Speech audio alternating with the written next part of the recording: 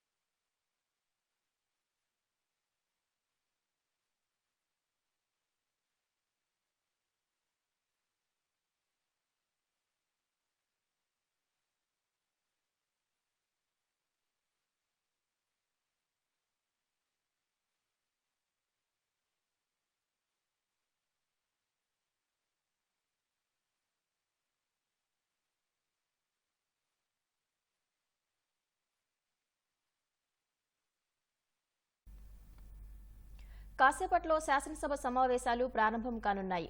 ఉభయసభలను ఉద్దేశించి governor justice S Abdul Nazir ప్రసంగించనున్నారు.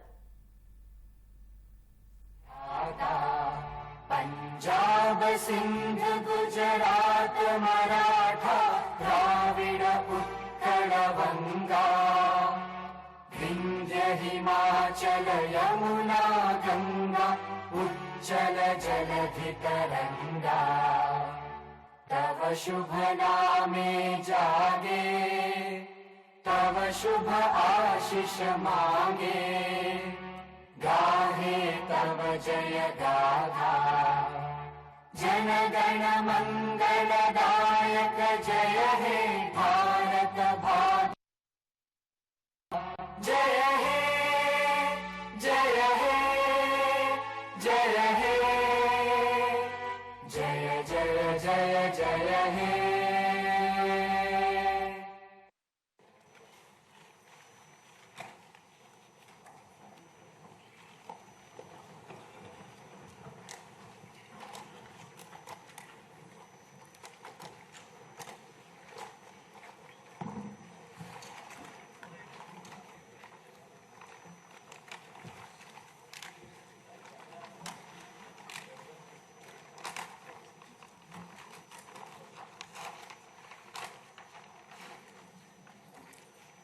Honorable Chairman, Andhra Pradesh State Legislative Council,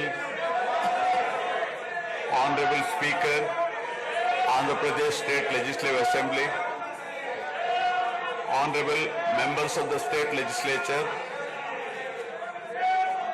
I am immensely pleased to welcome and congratulate the newly elected Honorable Members of the State Legislative Assembly and members of the Legislative Council to this joint session of the State Legislature being convened for the first time after the general elections 2024.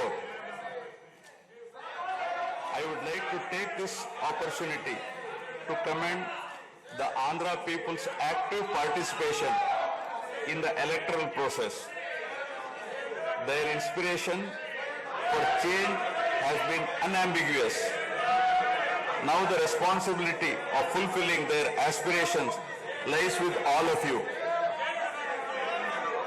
Honorable members, you are aware that due to the supreme sacrifice of Amarajeevi Potti Sriramulu, Andhra Pradesh was formed as the first linguistic state on 1st October 1953 with Kurnool as capital. Thereafter, the state was recognized on 1st November 1956 and Telugu-speaking parts of Hyderabad state were made into the combined Andhra Pradesh with Hyderabad as capital.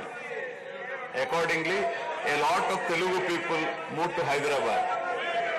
Again, in June 2014, the people of Andhra Pradesh were forced to undergo another reorganization of their state, the most damaging experience of all. The united Andhra Pradesh was bifurcated unscientifically, undemocratically, and without adequate consultation with the stakeholders. This has left an indelible mark on the minds of the people of the residual state of Andhra Pradesh. The turbulence caused due to multiple state reorganizations and the resultant disruptions have deprived Andhra people of a sustained long-period development and progress.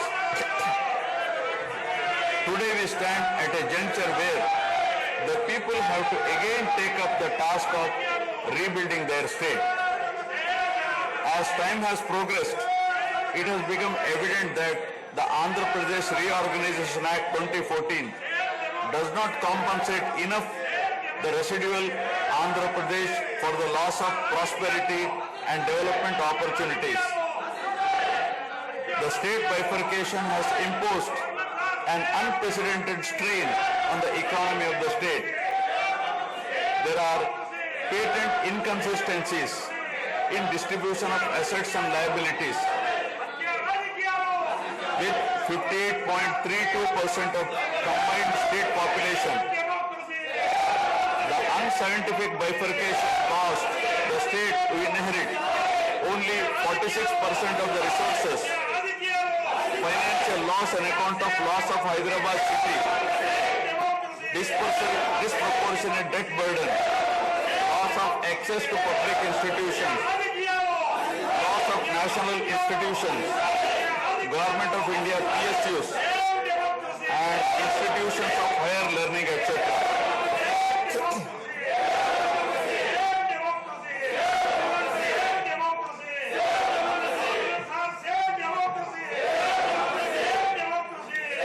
One can see that scientific criteria for apportionment were not adopted, while the residual state inherited huge revenue deficit. Debt was shared on population basis, assets on location basis, power sharing on consumption basis, and worst of all, educational institutions with no basis. All these factors led to the structural change in economy with reduction of service sectors from 51% to 44%. The per capita income too fell from 1,06,176 for the combined state to rupees 93,121 for AP. Notwithstanding the adverse impact of the state bifurcation and undaunted by challenges such as budgetary constraints, infrastructural deficiencies, and unresolved issues, the government converted every crisis into an opportunity during the period 2014 to 19. The government had laid a solid foundation for vibrant, sunrise Andhra Pradesh.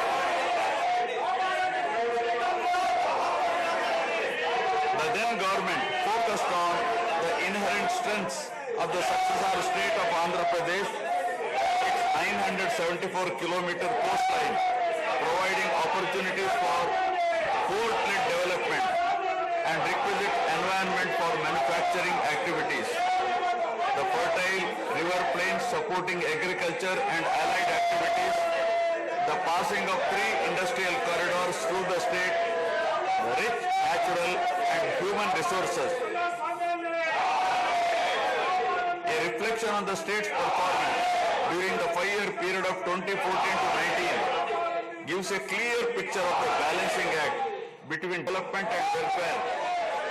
Completion of prestigious Pattasima project by linking of rivers Godavari and Krishna in a record time of 1 year. Completion of 72% of Polavaram project so that it could be made fully operational by 2021. Prioritization of other irrigation projects, drought proofing measures, real-time governance, development of Amaravati region through land pooling, construction of new secretariat and legislature building are a few examples worthy of mention. All the milestones achieved during 2014 to 19 were possible because of the visionary leadership of Sri Nara Chandrababu Naidu, the Honorable Chief Minister of Andhra Pradesh.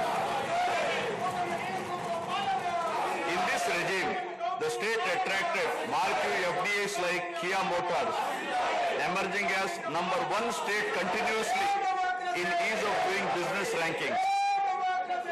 Under his able leadership, the state attracted several investments in various sectors. The government initiated development of Kakinada SEZ Port, Bhavanapadu and Ramayapatnam ports, expanded airports and increased the state road network. The development of infrastructure was balanced with welfare measures such as increase in old age pension, farm loan waiver, scholarships to students, construction of houses, etc. These development and welfare measures led to compound annual growth of 13.5% between 2014 to 19. While the state was set to take off on the path of high growth, the change of regime in 2019 again brought back a disturbing time for the nascent Andhra Pradesh.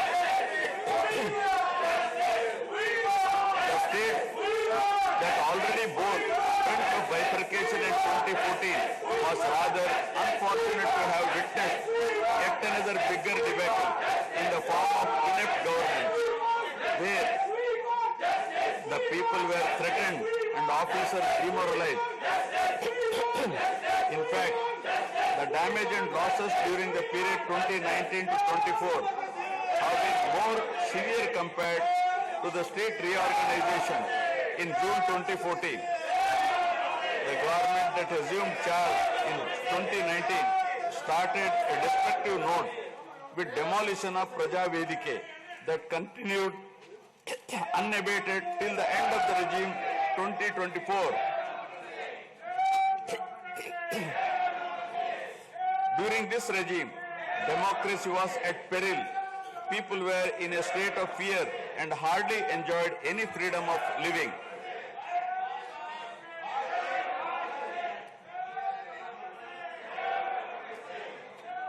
The regime revenge politics had severely hampered the state's prospects for prosperity and growth. Even the Honorable High Court of Andhra Pradesh had sought to convene a judicial inquiry into whether there is a constitutional breakdown in the state. The biggest damage was done to the brand AP. No noteworthy companies came forward to invest in the state. The corrupt practices at all levels, coupled with weaponization of instruments of governance across revenue earning departments for personal gains, sabotaging of checks and balances made several state institutions and private companies defunct and forced the existing enthusiastic investors and entrepreneurs to move out of Andhra Pradesh to other states. The uncertain environment which rocked the confidence of the people in general and investors in particular started showing impact on the state finances, leaving them in a mess. Fiscal prudence was abandoned. Expenditure was beyond means in spite of limited revenue growth, and debt and liabilities rose sharply.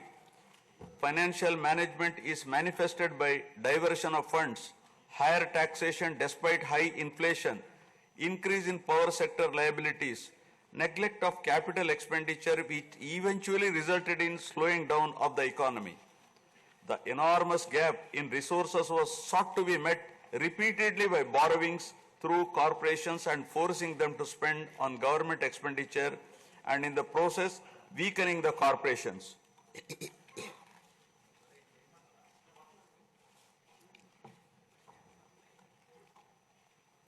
In view of the inordinate delay in clearance of the bills due to strained financial position of the state, many vendors and contractors have approached the High Court of Andhra Pradesh for relief and filed cases against the government.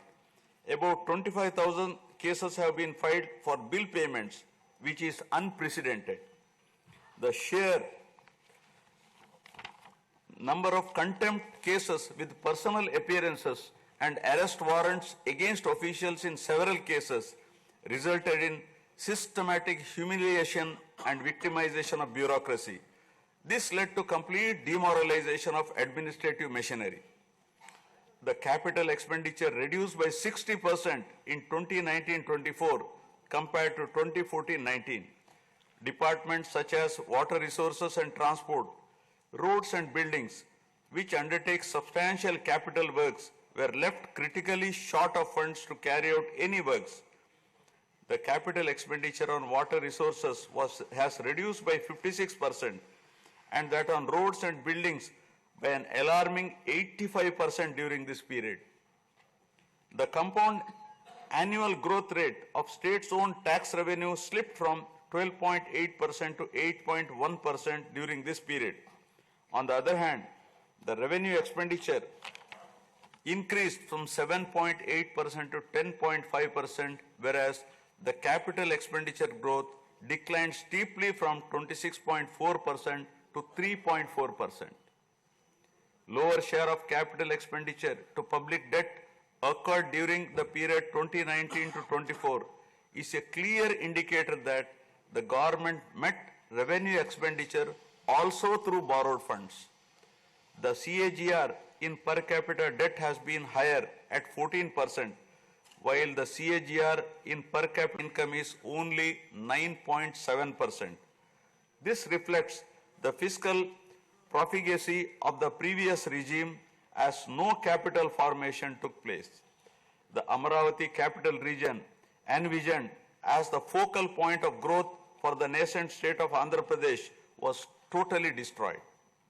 With an attempt to scrap the Amaravati dream, the government confused the people with its malicious three capital cities idea under the guise of decentralized governance. During the period 2019-24, no irrigation project, no industries, no infrastructure relating to roads, buildings, hospitals, drinking water was taken up. Cancellation of MOUs in energy sector and other infrastructure projects further demonstrated the negative attitude of the government. Such disastrous decisions, unmindful of consequences, have led to unrest amongst the youth.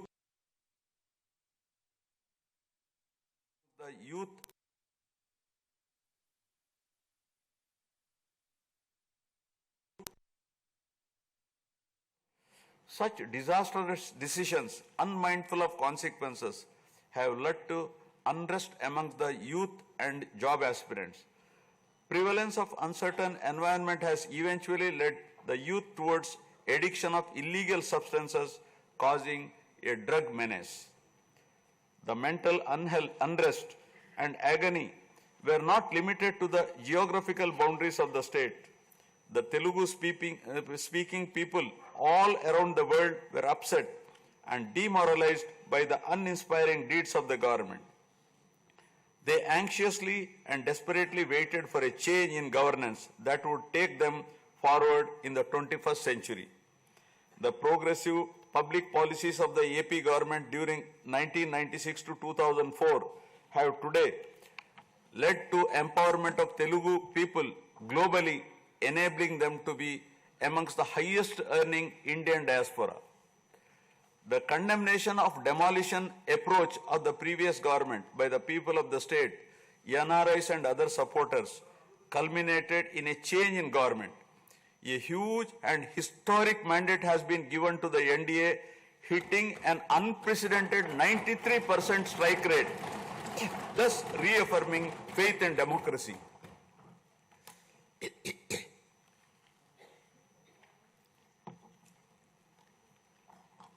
I sincerely congratulate the people of Andhra Pradesh for their wisdom in electing a government that discharges its duties with a futuristic view. Hordes of Andhra people had come from various regions to be part of this historic mandate in favor of future of Andhra Pradesh. The new government has a perfect blend of fresh and experienced honorable members in the assembly. I once again welcome all the members who will be instrumental in making right policies in the interest of good governance and in the spirit of cooperative federalism. Honorable members, at this juncture, I feel it is also important to recall the glorious past of Andhra Pradesh, renowned as Annapurna, rice bowl of India. The state used to support other states in ensuring food security. As a leader of self-help group concept, Andhra Pradesh stood out as an example in developing entrepreneurship, knowledge economy, and cultivating thrift amongst poor women. Use of IT in all areas of welfare and development was the cornerstone of state's vision. The misrule of the previous government, which lacked transparency, have compelled this government to put the facts before the people about the disruption of systems and rampant corruption prevailing during the last 5-year term. Accordingly, my government has released a series of white papers highlighting numerous discrepancies in fund utilization, misappropriation, resulting in huge loss to the state exchequer and the natural resources base of the state. I would present some of the key takeaways of the white papers. Completion of Polavaram, the lifeline of Andhra Pradesh, is of the highest priority. The Polavaram project has been completely derailed. Introduction of reverse tendering and cancelling the agreed contracts have caused an irreparable damage not only to the project but also to the concept of interlinking of rivers and irrigating every acre of land.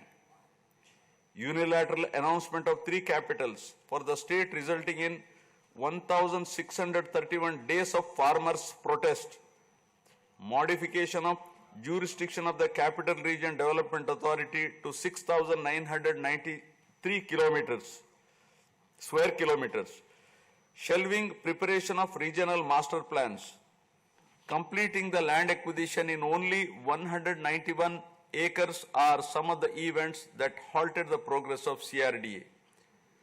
This led to a potential loss of about 7 lakh jobs and estimated loss of wealth of about rupees 2 lakh crore along with loss of investment and growth opportunities. Andhra Pradesh, which enjoyed the distinction of being the first state in the country to have introduced reforms in the power sector in 1990s, had achieved energy sufficiency from 1996 to 2004. After bifurcation, the state faced an energy deficit of 22.5 MU per day. Again, by bringing second generation's reforms in energy sector and promoting renewable energy, the state became energy surplus by 2018. The state has witnessed an irreparable damage in the recent past. State energy sector has also suffered huge losses due to the tune of rupees 1,29,503 crores during the period 2019 to 24. Misappropriation of natural resources such as land, mines and minerals and forests has been widespread.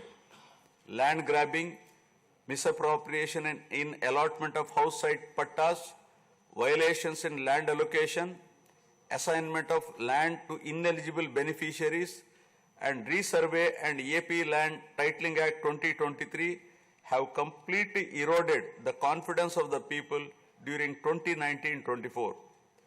Put together, an amount of rupees 35,576 crore covering 1.75 lakh acres has been estimated as a loss, and the fundamental right of the people to own their property was affected. Looting of sand and mineral wealth is another area that resulted in huge loss to the exchequer and involved corruption.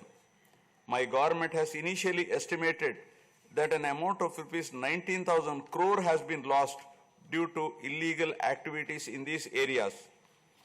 Due to the unfriendly sand policy, 20 lakh construction workers have become unemployed.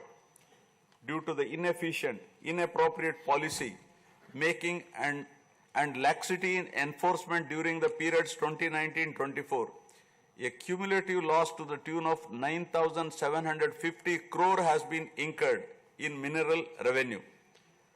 Huge damage has been done to environment. Smuggling of precious red sanders from forests has taken place, with the revenue from the sale of red sanders dropping from rupees 1,623 crore in 2014-19 to rupees 441 crore in 2019-24. The destruction of mangrove forest land and Rishikonda Hill in Visakhapatnam have also damaged the state's heritage and culture. The government misused law and order machinery during 2019-24 by harassing dissenting voices. There was rise in crime against women, children, atrocities on innocent people, especially the SC, STs and other vulnerable sections.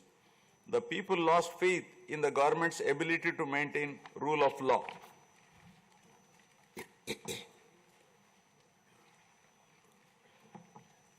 The previous government also made a mockery of the excise revenue streams of the state. The VAT on excise was reduced and diverted to AP State Beverages Corporation as a special margin, which otherwise would have come to the government as revenue. The government levied the additional retail excise tax on the issue price of liquor sold by APSBCL and escrowed the same for repayment of loans taken by APSDC. While the APSBCL started supplying low quality liquor and introduced unknown brands at significantly higher rates, there was increase in black money due to smuggling of IMFL across the border districts. These policy practices have caused irreparable damage to the excise revenue streams of the state. As a result, it has become difficult for the new government to meet even the essential committed expenditure with the reduced revenue of the state.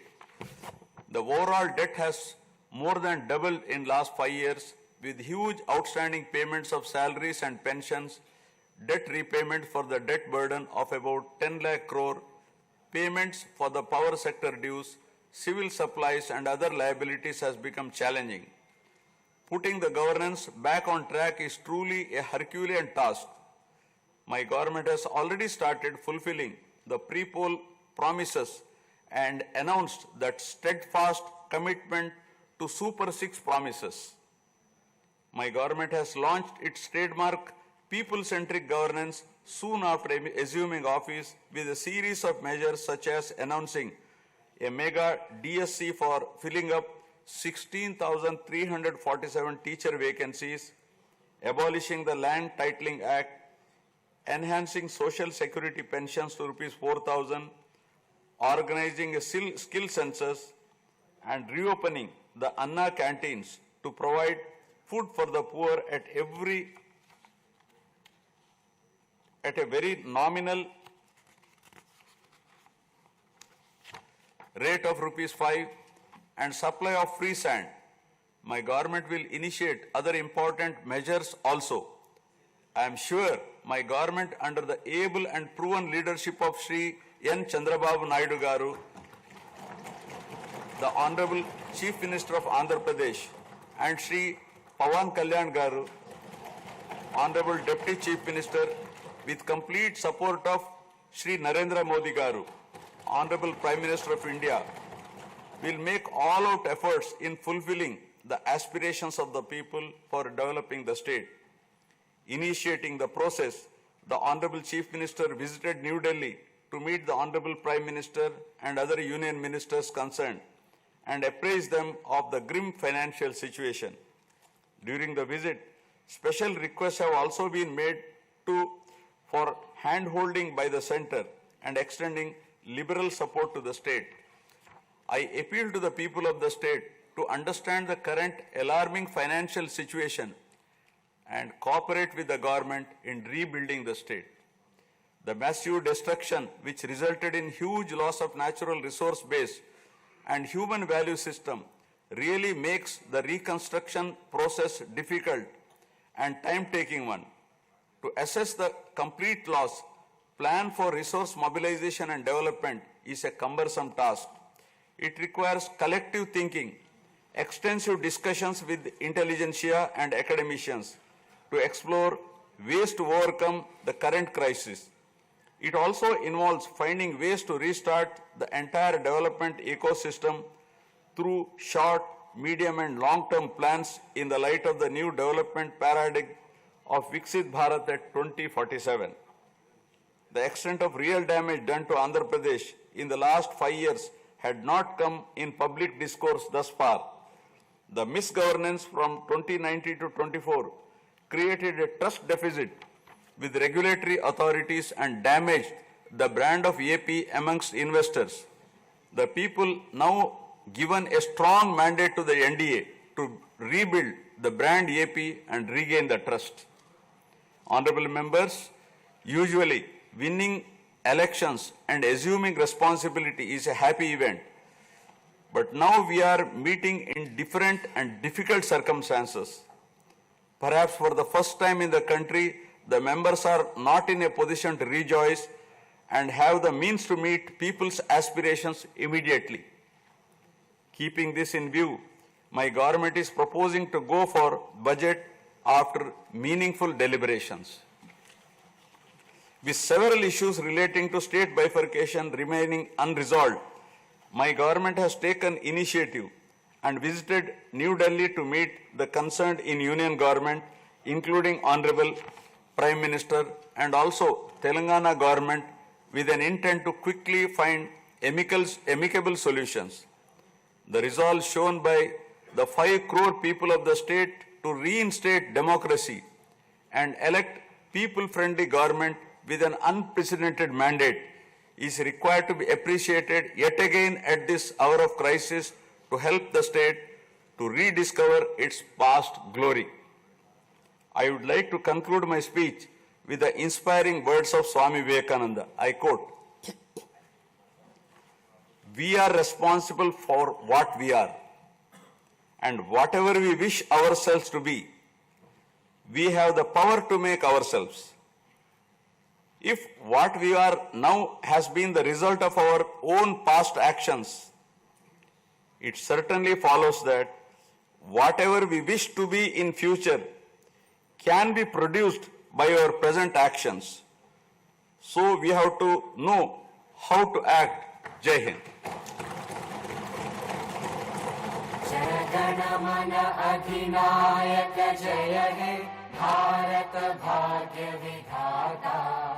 Punjab Sindh Gujarat Maratha Dravid Utkal बंगा विंध्य हिमाचल यमुना गंगा उज्जल जलधि तरंगा। तव शुभ नामे जागे तव शुभ आशीष मांगे गाहे तव जय गाथा। जन गण मंगलदायक जय हे भारत भाग्य विधाता। जय